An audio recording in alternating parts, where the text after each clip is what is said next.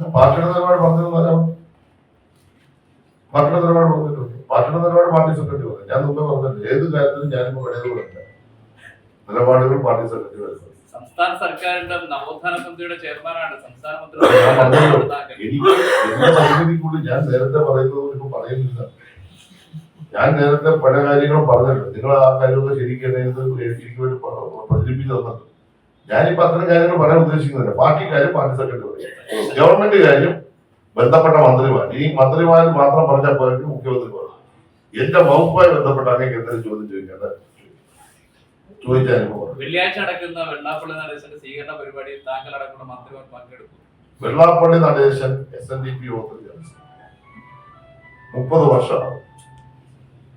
ആ 30 വർഷമാകുമ്പോൾ SNDP ചേർത്തല താലൂക്കിലെ പ്രധാനപ്പെട്ട ആളുകളെല്ലാം അദ്ദേഹത്തിന് സ്വീകരണം, അദ്ദേഹം സംഘടിപ്പിക്കുന്ന ആളെന്നല്ല ഞാൻ പറയുന്നത്, അദ്ദേഹത്തിന്റെ വേണ്ടി ഒരു സ്വീകരണം. അദ്ദേഹത്തെ ആ സ്വീകരണത്തിൽ പങ്കെടുക്കാൻ ബഹുമാനപ്പെട്ട മുഖ്യമന്ത്രി ആലപ്പുഴ ജില്ലയിലുള്ള മന്ത്രിമാരെ ക്ഷണിച്ചു. അതിൽ പങ്കെടുക്കുന്നതിൽ ഒരു തെറ്റും ഞാൻ കാണുന്നില്ല. ഞാൻ ആ ദിവസം മറ്റു കുഴപ്പങ്ങളില്ല പങ്കെടുക്കുകയും. ഇതാണ് എന്റെ നിലപാട്. അതും അദ്ദേഹത്തിന്റെ പ്രസ്താവനയെ കൂട്ടിക്കൊടുക്കേണ്ടത്. അത് രണ്ടും രണ്ട്. അദ്ദേഹം 30 വർഷമായി അതിന്റെ പ്രസിഡന്റ് എന്ന് പറയുന്നത് 30ാമത് വർഷത്തിന്റെ പ്രാധാന്യം വെച്ചുള്ള ആവട്ടെ ജനറൽ സെക്രട്ടറി ആയി. അതിന് നമ്മൾ പങ്കെടുക്കാതിരിക്കുന്നത്. നാളെ ഒരു ബിഷപ്പ് 30 വർഷമായി എന്നെ വിളിച്ച് ഞാൻ പോകുന്നത്.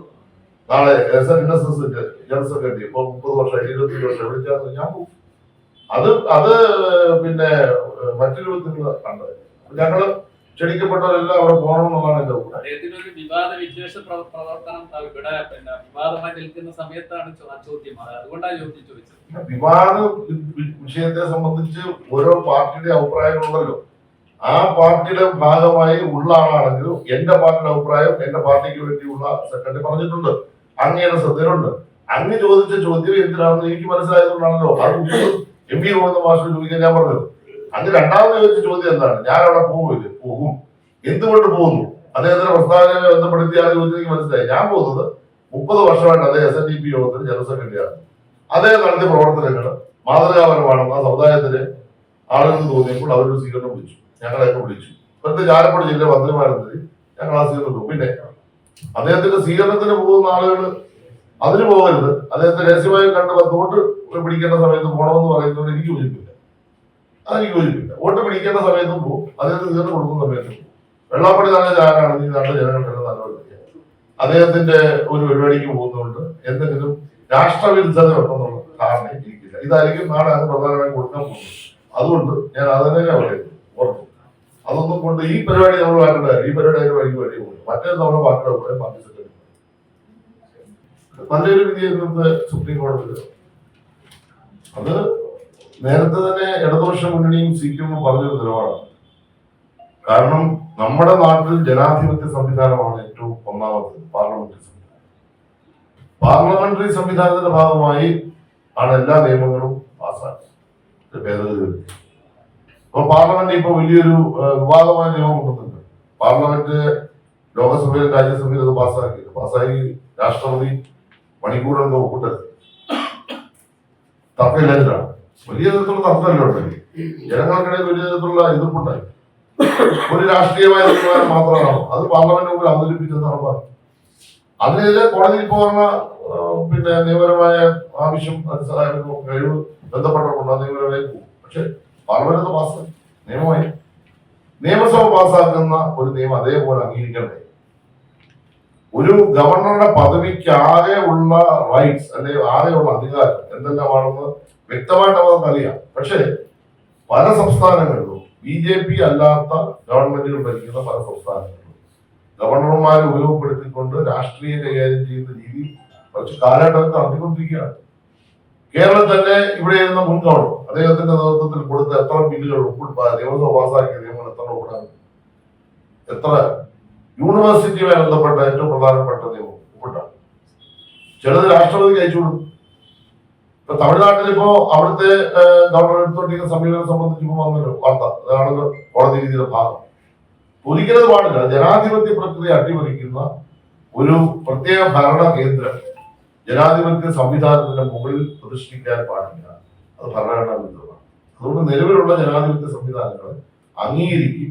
നിയമനിർമ്മാണത്തിന് അവർക്കുള്ള അധികാരം അംഗീകരിക്കപ്പെട്ടു പോവുകയും ചെയ്യണം. പക്ഷേ ഫെഡറൽ സംവിധാനത്തിൽ ഇതിനെ തകർക്കാനുള്ള ഒരുപാട് ശ്രമങ്ങൾ ബന്ധപ്പെട്ട കേന്ദ്ര ഗവൺമെന്റും ചെയ്യുന്നതിന്റെ ഭാഗമായി നമ്മൾ ഇതൊക്കെ അനുഭവിച്ചുകൊണ്ടിരിക്കുകയാണ്. എന്തായാലും അത്തരമൊരു ഘട്ടത്തിൽ ബഹുമാനപ്പെട്ട സുപ്രീം കോടതിയുടെ വിധി വലിയ തരത്തിൽ സ്വാഗതാർഹമാണ്. അത് പുതിയ പ്രതീക്ഷകൾ നൽകുന്ന ഒരു തീരുമാനം, ഒരു വിധിയാണെന്നാണ് എന്റെ വിശ്വാസം. കേരളത്തിൽ നിയമപരമായി ഇത് അനുവദനീയമല്ല. അതിന്റെ പ്രശ്നമാണ് അപകട സാധ്യത കൂടുതലാണ്. ഇത് നമ്മൾ ചർച്ച ചെയ്തു. പക്ഷേ ആയിരക്കണക്കിന് തൊഴിലാളികൾ പൊതുവെള്ളത്തിൽ പോയി മനസ്സിലാക്കി ഈ കാര്യം ഗവൺമെന്റും ബന്ധപ്പെട്ട ട്രേഡ് യൂണിയനുകളുമായും ഫിഷറീസ് മേഖലയുടെ മറ്റുള്ള സംഘടനകളും ചർച്ച ചെയ്ത് നമ്മളൊരു തീരുമാനത്തിലേക്ക് എത്തിയിട്ടില്ല. കേരള ഗവൺമെന്റ് എത്തിയിട്ടില്ല. കാരണം ഇത് ഒഴിവാക്കണം അല്ലെങ്കിൽ നിരോധിക്കണം, നമ്മൾ എത്തിയിട്ടില്ല. എന്നാൽ സെൻട്രലിന്റെ ഒരു ഇൻസ്ട്രക്ഷൻ ഇപ്പോൾ വന്നിട്ടുണ്ട്. ഞാൻ മനസ്സിലാക്കുന്നതാണ് ഇത് ഉപയോഗപ്പെടുത്താൻ പാടില്ല. അത് നമ്മളൊന്നും ചർച്ച ചെയ്യേണ്ടി വരും. എന്തായാലും മത്സ്യത്തൊഴിലാളിക്ക് ബദൽ സംവിധാനം ഏർപ്പെടുത്താതെ മത്സ്യബന്ധനത്തിന് മറ്റു മാർഗമില്ലാതെ പൊതുവള്ളങ്ങളെ ഒഴിവാക്കി നിരോധിക്കാൻ കഴിയുന്ന സാഹചര്യം ഇപ്പോൾ. കാരണം ഇത് മാത്രമായി ഉപയോഗിച്ച് മത്സ്യബന്ധനം നടത്തുന്ന ഒരുപാട് ആളുകൾ, ഒരുപാട് കുടുംബങ്ങളും ജീവിച്ചു. അപ്പൊ അത് നമുക്കൊരു കൂട്ടായ ചർച്ചയോടെ തീരുമാനമെടുക്കേണ്ട പ്രശ്നം. പക്ഷെ ഇത് സുരക്ഷിതമല്ല എന്ന കാര്യം നമ്മുടെ മുമ്പിൽ ഉണ്ട്. അതിലെന്താണ് ഒരു ബദൽ എന്ന കാര്യം. ഇപ്പൊ മണ്ണെണ്ണയുടെ പ്രശ്നം, മണ്ണെണ്ണ ഇപ്പം ഉപയോഗിക്കാൻ പാടില്ല നിരോധനം വന്നത്.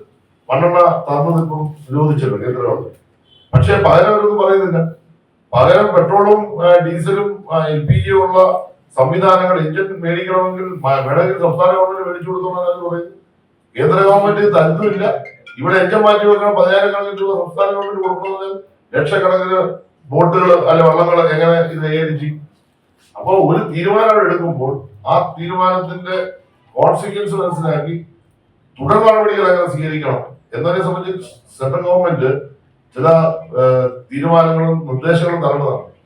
ഇത് നിരോധിക്കുന്നു, ഒന്നും തരില്ല, നിങ്ങൾ എന്തെങ്കിലും ചെയ്തോളാം എന്ന് വെച്ചാൽ കേരളത്തിൽ അസുഖം നടക്കും. ഇപ്പൊ നമ്മൾ ആ കാര്യത്തിൽ പ്രയാസപ്പെടാണ്. കോടാനുകൂടി രൂപ വേണം കേരളത്തിലെ വള്ളങ്ങളുടെ ഇത് മാറ്റാൻ. നമ്മള് ഈ കഴിഞ്ഞ വർഷവും ഈ വർഷവുമായിട്ട് കോടിക്കണക്കിന് രൂപ വെച്ച് കുറെ ഏറെ എഞ്ചിനുകൾ മാറ്റിക്കൊണ്ട് ഇരിക്കുന്നു. പക്ഷെ നമ്മളെ കൊണ്ട് മാത്രം അത് ചെയ്യാൻ പറ്റില്ല. മണ്ണെണ്ണ തരുന്നുമില്ല. പെട്രോളോ ഡീസലിലേക്ക് മാറേണ്ടത് അത്യന്താപേക്ഷിതമാണ്.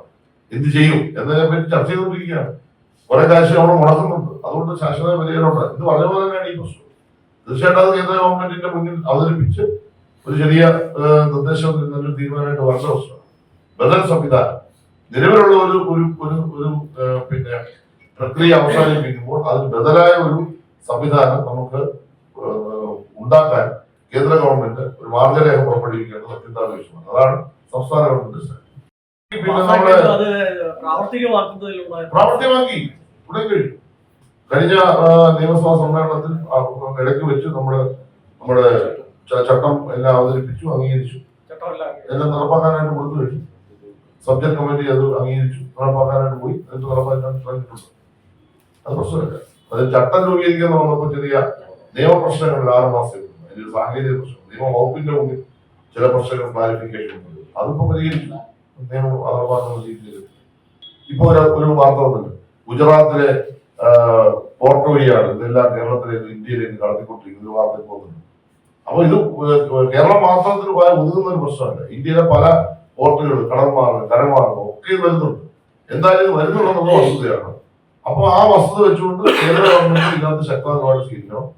ഞാന് മന്ത്രി തരുന്നതിന് ഞങ്ങളുടെ കീഴിലുള്ള ഫോഴ്സുകളുടെ എല്ലാ യോഗം, അതുകൂടാതെ തന്നെ നേവി അടക്കമുള്ളവരുടെ യോഗം ട്രിവാൻഡ്രത്ത് ഞങ്ങൾ കൂടിയിട്ട് കടലിനുള്ളിൽ നമ്മുടെ അധികാര പരിധിക്കുള്ളിൽ അതിന് പുറത്ത് 12 നോട്ടിക്കൽ മൈൽ പുറത്ത് നേവിയുടെ സഹായമാണ് ഉപയോഗപ്പെടുത്തിക്കൊണ്ട് ലഹരി വേട്ട നടത്താൻ ഞങ്ങളിപ്പോ തീരുമാനിച്ചു. അതിന്റെ ഭാഗമായി ഇപ്പോ കടലിൽ 12 നോട്ടിക്കൽ മൈൽ ഉള്ളിലും അതിന് പുറത്തും ഉൾക്കടലിൽ നമ്മുടെ സംവിധാനത്ത് ഉപയോഗിച്ച് നേവി അടക്കം ഉപയോഗപ്പെടുത്തിക്കൊണ്ട് നല്ല രൂപത്തിൽ റെയ്ഡ് നടക്കുന്നുണ്ട്. കഴിഞ്ഞ ദിവസമൊക്കെ പല കേസുകൾ പിടിച്ചിട്ടുണ്ട്. ശക്തമായ ഇടപെടൽ കടൽപ്രദേശത്ത് പറ്റും. അതുകൊണ്ട് കരയിലും കടലും എല്ലാം ഇതിനുവേണ്ടി ഗവൺമെന്റ് വില പിരിച്ചു കഴിഞ്ഞു. അതിനെ നാല് രക്ഷപ്പെടാൻ പോകുന്നില്ല. അതിന്റെ ഭാഗമാണല്ലോ ആലപ്പുഴയിലുണ്ടായ സംഭവം. അത് തീർച്ചയായിട്ടും മാതൃകാപരമായ പ്രവർത്തനമാണ് സംസ്ഥാന ഗവൺമെന്റ്.